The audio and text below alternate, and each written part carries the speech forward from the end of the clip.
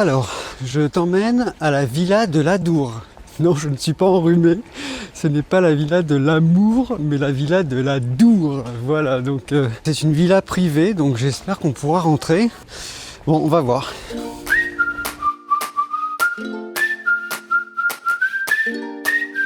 Voilà, c'est ici. Alors, est-ce que c'est ouvert? Ah, cool, c'est ouvert. Bon, bah, c'est génial. Alors, on va voir.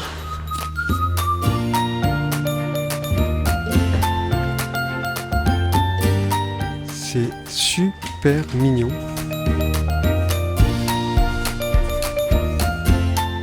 Regarde cette petite porte. Trop chou. C'est très très beau. T'entends les oiseaux?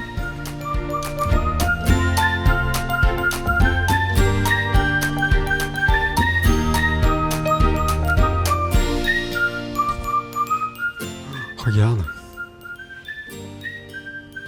Truc de malade quoi. Je sais pas si tu vois, il y a un chat sur la chaise. C'est excellent. Oh, c'est magnifique. Magnifique.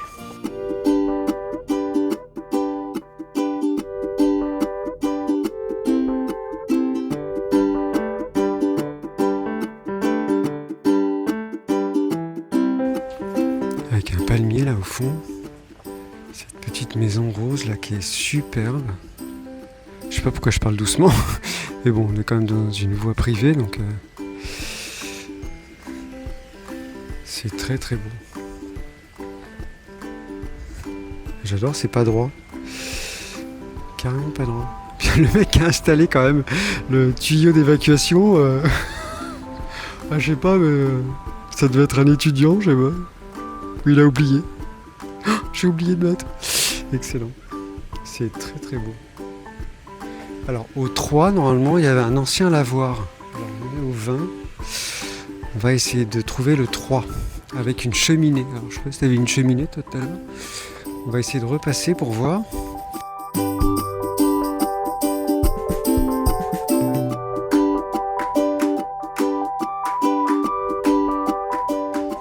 Ah voilà, le 3 il est là. En fait, c'était juste à l'entrée. D'accord, et la cheminée, on ne la voit pas d'ici. Donc ici, c'est un ancien lavoir. Là. Et il y a une façade donc contemporaine qui a été rajoutée. Puisque ce sont des architectes qui habitent ici. Donc voilà. Mais la cheminée, elle se voit de l'autre côté, je crois. Voilà, bah écoute, c'est vraiment charmant. C'est très très mignon. Et franchement, bah, je te conseille de venir parce que c'est, encore une fois, c'est la campagne à Paris. Et bah, ça fait du bien quoi, d'avoir des petits lieux préservés comme ça. Voilà.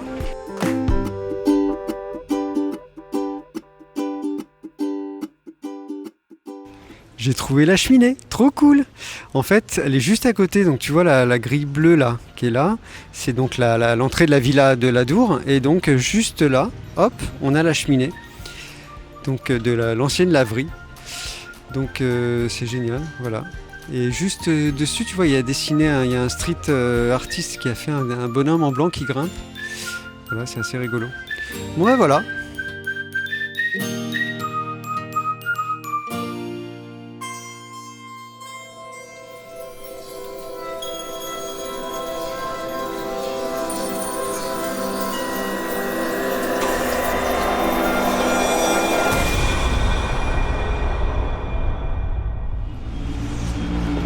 Non, nous ne sommes pas dans un film futuriste.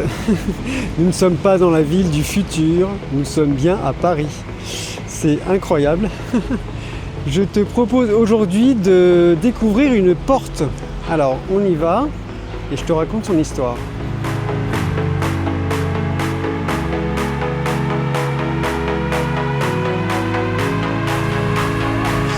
C'est un truc de dingue. C'est vraiment une architecture très particulière, incroyable. Alors cette porte en fait, donc la porte des Flamands. C'est une ancienne cité ouvrière qui existait ici. et qui a été construite en 1850. En fait, c'était une cité qui logeait en particulier les cheminots et les travailleurs des abattoirs de la Villette, qui sont juste à côté. Et en fait, 100 ans après, donc en 1960, cette cité était trop insalubre, c'était même presque dangereux d'y habiter. Et donc ils ont décidé de tout raser et donc de reconstruire une cité entière avec des immeubles contemporains, très contemporains même, je dirais. Et ils ont gardé uniquement cette porte, donc c'est ça qui est incroyable. Donc c'est le seul vestige qu'il y a de la cité. Je trouvais que c'était intéressant de venir et de te partager ça, parce que c'est quand même une particularité du 19e.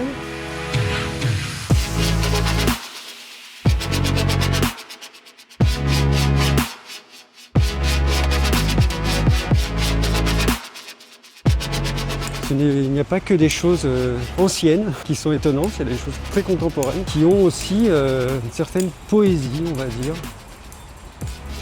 C'est des architectures particulières, il y a quand même un peu de végétation en bas.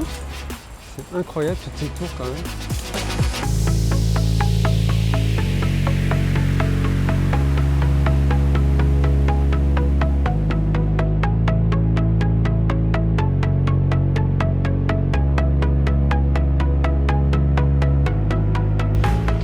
Donc si tu es dans les parages, n'hésite pas à venir parce que c'est vraiment très intéressant comme architecture.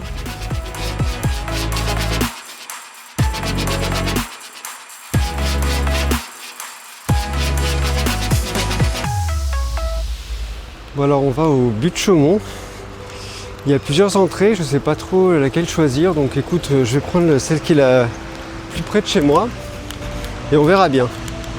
Donc je sais pas trop par où passer, c'est la première fois que je viens, donc j'ai toujours vu à l'extérieur mais j'ai jamais vu, je suis jamais rentré, donc écoute, si on se perd, hein, mais on verra bien.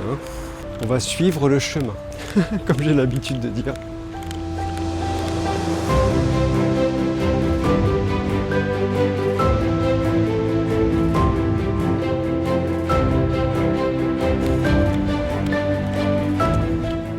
C'est rigolo là.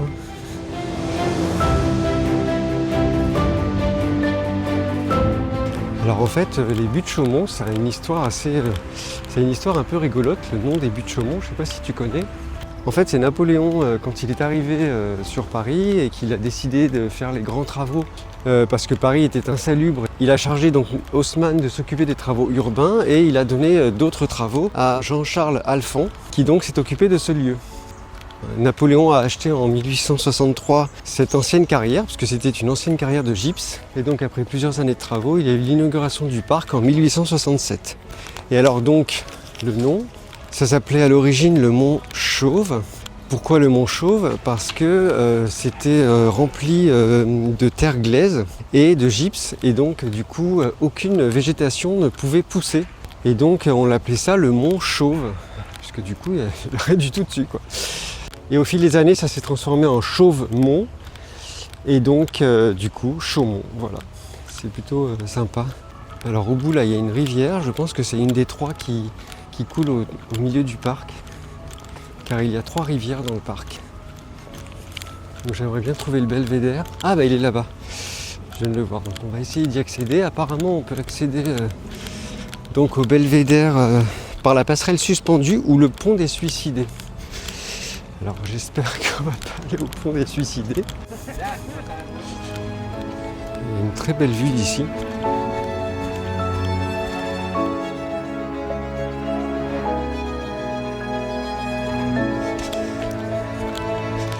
Voilà, ça doit être ça le pont des Suicidés. Ah, et la passerelle elle est là-bas. Je sais pas si tu vois.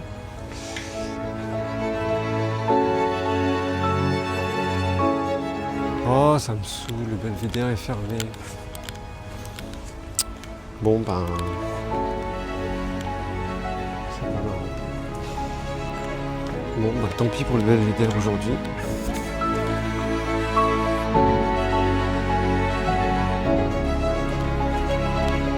Voilà, et là, c'est la passerelle. C'est super sympa la passerelle aussi. Avec une très belle vue.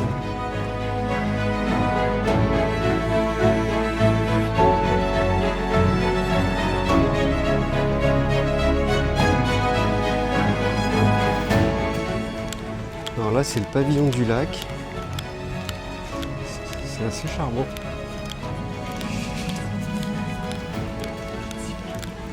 Avec une très belle vue là. Ils sont incroyables ces arbres. Ils sont pas incroyables, ils sont remarquables. Regarde. Platane remarquable. Ils sont magnifiques. Magnifiques.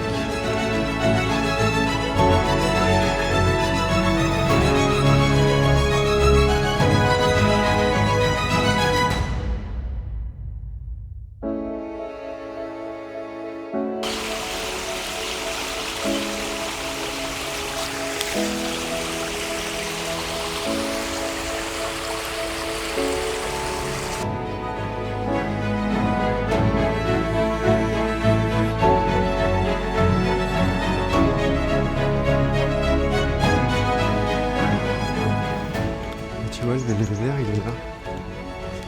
C'est dommage qu'on puisse pas y aller.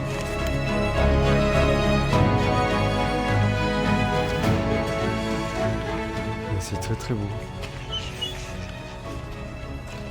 Avec les petits canards.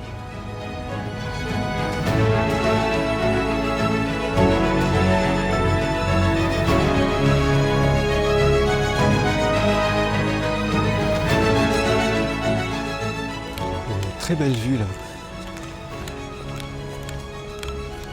C'est très très beau. Alors je viens de voir un petit passage là. Il n'y a personne qui y va parce qu'on a l'impression que c'est fermé avec les barrières, mais c'est bizarre. Je pense qu'elle est là, la grotte. Je pensais qu'elle était sous le belvédère. Bon, je sais pas où on va, mais on y va quoi. Alors c'est ici. Voilà. On va rien voir parce que il y a des filets. Super. En tout cas, c'est une grotte artificielle. C'est pas une vraie grotte en fait, c'est que du faux. Et normalement, il y a une cascade qui coule là. Et là, il n'y a pas d'eau. Mais c'est très beau en fait. C'est il y a une espèce de truc un peu mystique comme ça, c'est... Ouais, dommage qu'il y ait le filet, mais bon, on peut pas tout avoir, hein. C'est assez impressionnant cette grande salle comme ça.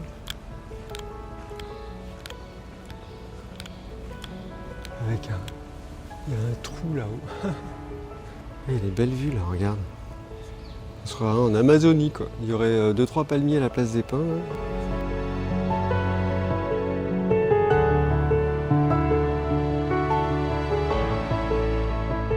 Si tu as la chance de revenir avec de l'eau et qu'il n'y ait pas les filets, parce que normalement il y a des stalactites, stalagmites, je sais plus comment on dit, qui sont en haut, qui sont des fosses aussi, mais du coup c'est assez joli normalement. Bon bah au moins on l'aura vu, c'est cool.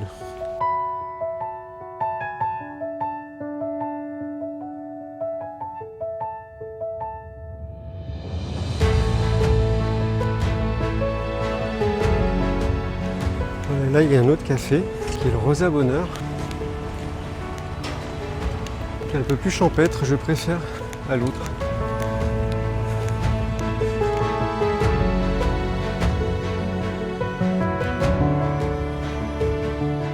Bon, bah, c'est très très beau. Je crois que j'ai fait le tour, donc je te conseille de venir parce que c'est vraiment un beau parc, vraiment. Qui est pas plat, qui est, oui ça c'est sûr, mais en tout cas qui a toujours une diversité. Il y a toujours des vues incroyables, c'est ça aussi l'avantage d'avoir un parc en hauteur, c'est qu'il y a des très belles vues. Donc le parc des Buttes-Chaumont, super.